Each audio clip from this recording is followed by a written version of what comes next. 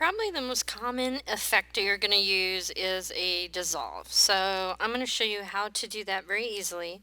Over here in your panels, pick effects, and you can see that there's a little search window right here. And since we know we want to use the dissolve, we're just going to type dissolve in there. And it will pop up anything that has anything the name dissolve.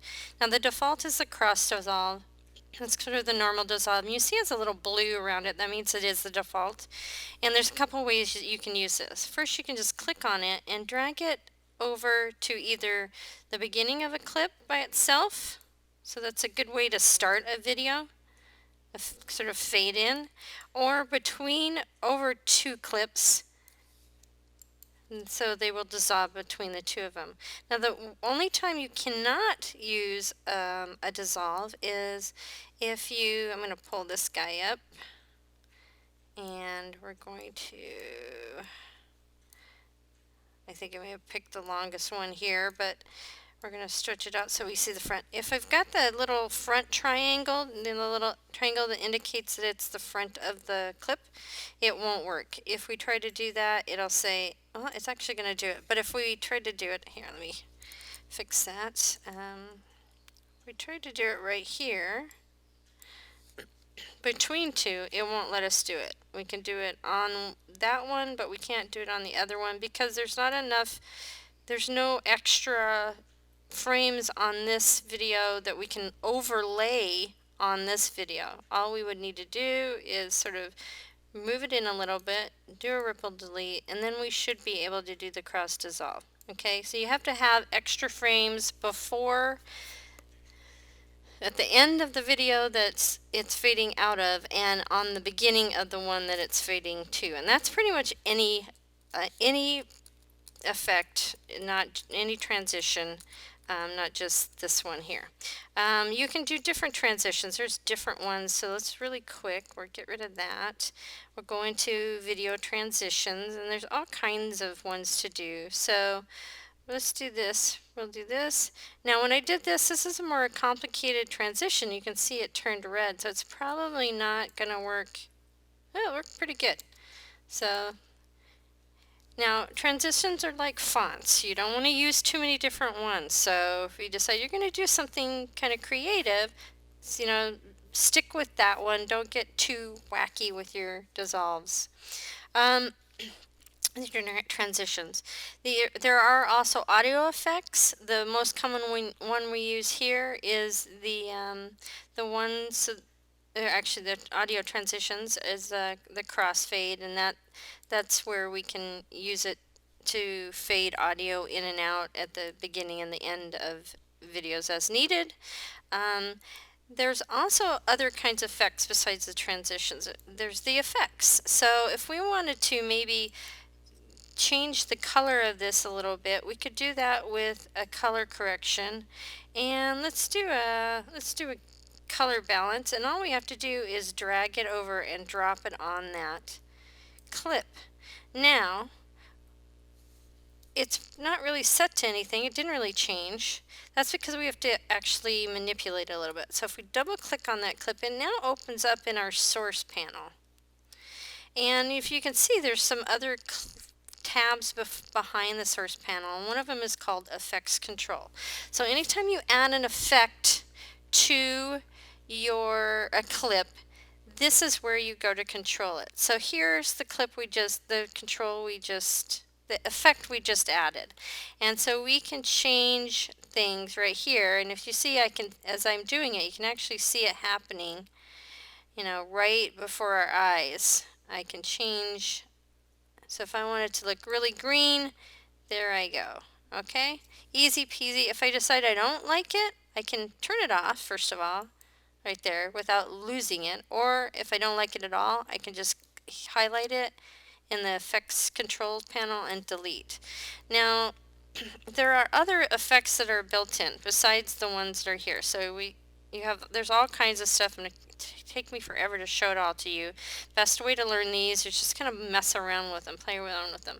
But these ones right here are default effects, and you'll find those on any clip. So if I go to another clip, they're still there. Let's go back to this clip, and actually let's go to the next clip. So this is the clip we want to work with. So I'm going to go to the effects control, and I can do a lot of different things. I can scale this. So if I want to zoom in a little bit, I can do that. And so there we go. And now it's going to play like that. It's going to play zoomed in the whole way. I can move it vertically and horizontally. I can make it rotate a little bit if I want to, right? I can, if it's a photo, I can make it not flicker. I can change the opacity of it, so I can make it lighter if I want. And I can change the speed of it right here also. All right, well, but that's not always what you want, so I'm gonna, oops, it's not gonna do it here. Sometimes you want it to change over the course of the video. So that's what we're going to do. I'm going to make it change. All right, so here's that same clip. And if I want it to maybe zoom in slowly, I'm going to go to the beginning of that clip by dragging the playhead right here. And I am going to, I want it to scale. So what I want to do is I want to make a keyframe, and I do that by clicking this little stopwatch. And this is the way it works for any of these effects that have the stopwatch. So it's already zoomed way in right now. It's at, this is a percentage, so it's at 120%, 29%. So that's fine. And then what I want to do, I'm going to have it zoom out actually. I'll go to the end of it, and I can use this one right here.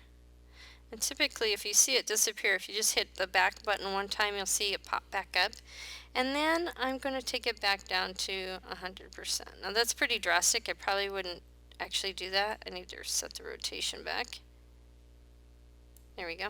Alright, so let's see what happens for this. So you can't really see it. It looks like it's actually just happening. So let's do something else. And then if we don't like that, we just turn it off. It'll give us this warning that it's not going to be there anymore. So now my keyframes disappeared. But let's have it rotate. That's the easiest one to see probably on this.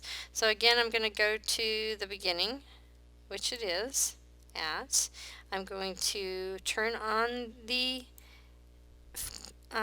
stopwatch, and you see there's twirl downs here. These are let you manually or visually control it like this rather than just sliding the number back and forth, which you can do if you just push that there. So when we turn that on, it creates a keyframe, and this says how much do you want it to turn and how fast do you want it to turn. So I think that's okay. We'll leave it at that. And then we're going to want to go to the end of the clip again. I'm going to hold down my shift key so it'll bounce right there so I can see it. And then the arrow back one time just so I can visually see it. Now, as soon as I change this value, it's going to create the other keyframe here. Let me move this stack a little bit so you can kind of see what's going on. It won't let me go any further out, but so now I'm going to move this. Now you see a keyframe just popped up right here. So now I'm going to go this way. Alright, so now let's see what happens with that. There we go. So it's going from one keyframe to the other. It's showing us what it's doing. There's a lot of different things you can do here. If you want to have videos over each other, I'm going to take the rotation off. So let's say I want to have these sort of fade in over each other. I can take this sorter one and I put my thing right there. So I want it to start fading in a little bit before this other one starts appearing, or fading out, getting lighter, this sorter one. So I'm going to make it get a little bit lighter with the opacity. So I'm going to make a keyframe right there, and then I want it to start getting lighter. It's going to get lighter all the way to the end, and so that's when I can tell. I don't want it to completely go out.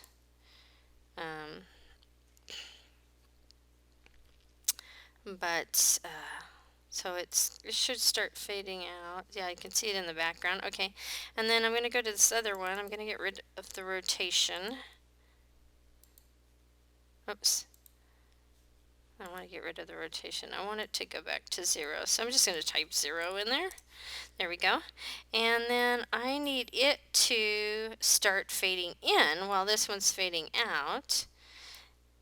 And so we're going to go back to our opacity. We're going to turn on our little clock. And we're going to start at 0 because we want it to fade in. And then we're going to have it fade in to 100% right there. And then I want it to fade back out by the end to 0. Alright, so now I got 3 keyframes, 1, 2, 3. And what I can do is I can put another video. Let me just put another clip. Put this one right here. Oops. Let me just open this up. It's a little easier because it doesn't really matter which one I put in. I'll put that right there. And then I'm going to do the same with that. I'm going to make that at the beginning of that one. I'm going to put it at 0. And then have it fade up.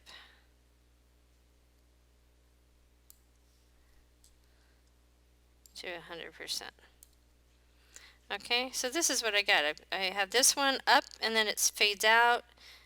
This one is faded out, it fades in, and then it fades back out. This one fades up until it's 100%. So here's what we got. And then we have that cool iris. Okay, that's going to start. So they're sort of playing over each other. Alright, so play with these. Again, these are just like experimentation. Time remapping is really cool because you can set keyframes so that if you've seen video where people are like running really fast and all of a sudden they stop and they're like slow and then they start running really fast again. That's done through time remapping. So basically it's just setting keyframes to change the speed wherever you want that speed to change. And it's really easy to do actually.